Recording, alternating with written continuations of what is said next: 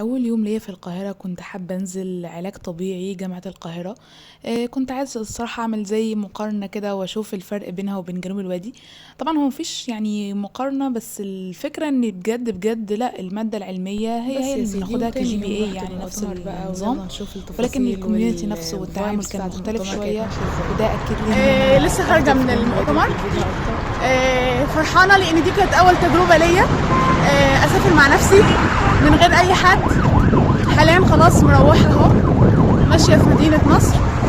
أي نعم، في توهان شوية بس أوكي، يعني إن شاء الله هوصل. هي القاهرة حلوة، بس يعني بالنسبة لي مش ألطف حاجة.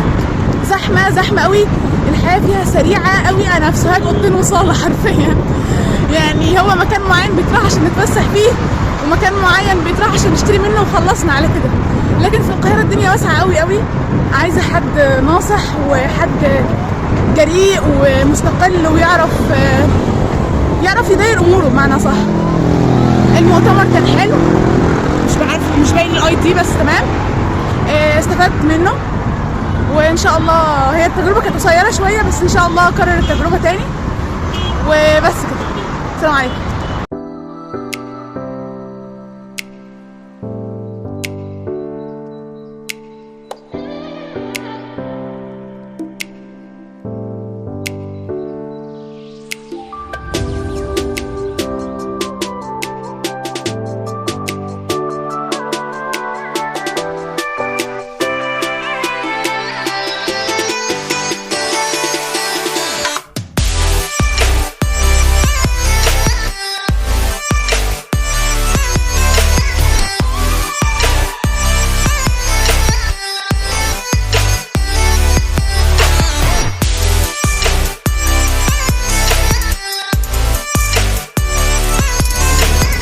طبعا سفريه القاهره ما تبقاش سفريه القاهره غير لما نجيب ايس كريم العبد.